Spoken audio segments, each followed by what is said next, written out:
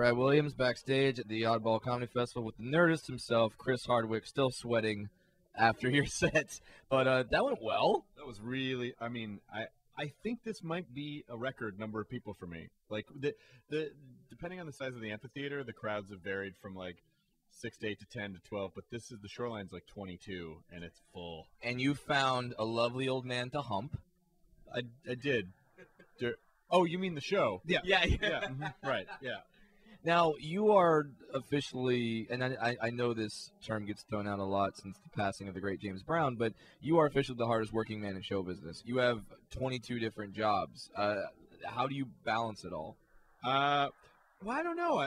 I'm a good time manager, and I have the right attention span for the career that I have, so I can focus on something for a little bit, and then another thing, and then another thing, and another thing. So. Yeah, and like you get to truly live your dream, and it's not just a persona. The whole Nerdist thing. It's not just you trying to tap into what the country is into right now. Like it's actually you. You are. I've seen you pick out girls in an audience who are dressed in Koja Karu. Yeah. Kigurumis. Yeah. And you did this whole like monologue off the top of your head on the Kigurumi hoods. Yeah. Well, yeah, they're sort of like these Japanese. They're like pajamas, but they're like these Japanese like onesie animal fleece pajamas that have animal heads, and they're really comfortable. I have one. Of course you do. And now I told you this earlier, but I do truly mean it. Since Johnny Carson on the Tonight Show, has there been a show that truly sort of breaks comics and lets them sort of breaks them in terms of the whole world being exposed to them? And now you're doing that with At Midnight. I see people's Twitter followers go skyrocketing after that show. They get movie deals. They're movers and shakers because of you. You're the guy now that breaks comics. Well, it's because of them, because the people that come on are phenomenally funny. It's just there wasn't really, it's like there hasn't been a lot of platforms in the last 15 years for stand-ups on television. After the comedy boom, it all kind of like went downhill. And Comedy Central's actually been dedicated to bring. Now I sound like a pitch man for comedy. That Comedy Central's bringing comedy back, but they really are, and it's fun. I mean, it would be a fun show to do if I weren't hosting it, just because you get to screw around with your friends and you don't burn any of your material. Right. Great for a comic to be. Oh, we love that. Being funny without burning your material, so you can still do a special. Yeah, absolutely. Now, and you also sort of ushered in this new genre of television show that is a television show talking about another television show. Because now you did Talking Bad, obviously Talking Dead. That's kind of where it all got started. But now there's like Talking Shark Week.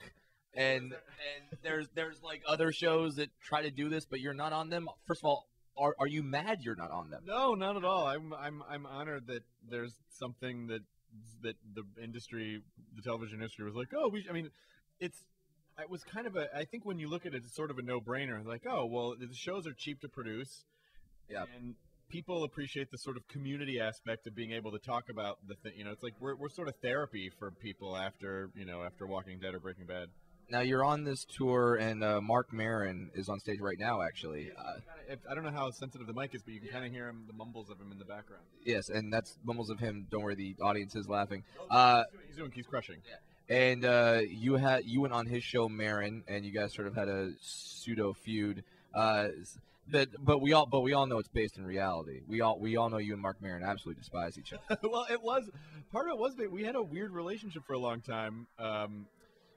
We were in this like one-sided war that Mark was engaged in, but then he cooled off, and then and then we became pals, and we did the show, and I just thought it'd be really the script that they wrote was really funny, and I just thought it'd be fun to play myself as a complete dick to him, just a complete dick. Yes.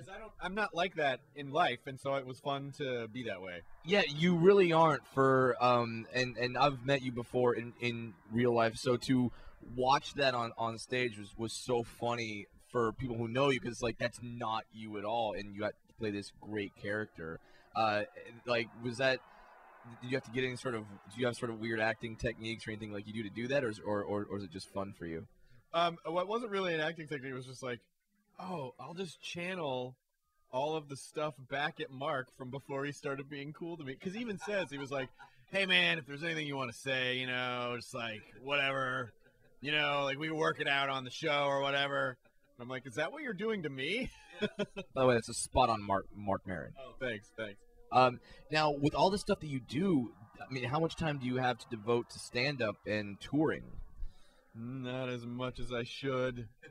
I can see it now in my set. It's like some of the jokes are starting to. It's like they're starting to feel a little crusty to me. It's like, oh, I gotta write new jokes. But it's just my work schedule because with Oddball, we're in a different city every weekend day, and then I go back and at midnights on Monday, and that's Monday, Tuesday, Wednesday, and then Thursdays, podcasts, and I work on a cartoon, and I do a bunch of other stuff. So it's like, it's what you really should do as a comic is wake up every day and write from 5, and I haven't been doing that. But I guess that just shows how you could have a million jobs as you do, but there's nothing like telling a joke and having the live audience giving you that immediate feedback right back at you. It's my favorite thing, and I think it's why that's why I do everything that I do was always. Oh, Gaffigan just got introduced. The thumping bass means that Jim Gaffigan is on stage. Oh, Jim Gaffigan's in the house! Gaffigan! Motherfucker, we talking about salads.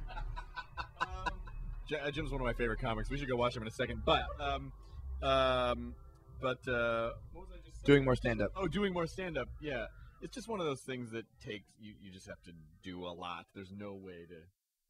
Oh, it's Sarah. Oh, Sarah's on right now. Yeah. Sarah Silverman. Well, she's actually more appropriate for that. So there's just no way to get better at stand-up other than just doing stand-up, and but this tour has been so amazing just to watch the other comics. Oh yeah, because you're a guy that you can go to clubs and theaters and sell them out by yourself, and I'm sure you do that. Now you have this opportunity to be with all these monster headliners and just kind of hang out. And I mean, whenever I'm around guys of your caliber and other headliners, I just always feel like crap because I'm like, oh my god, I suck at this job. I feel like I told my, after we did the show in outside of New York, I called my manager and I was like, I suck because I watched Attell and then Bill Burr, and then I was like, crap, I'm not good at this job. Oh, that's what you're supposed to do. Well, you do your job very well, all 937 of them, and we will continue to watch at midnight. We will continue to listen to the podcast, The Nerdist, and catch your live stand-up dates whenever we can. Chris Hardwick. Brad, thank you. Thank you for being here in San Francisco, and thank you for being on Live 105. Thanks, man. Live 105. Hey, San Francisco, listen to Live 105. We've got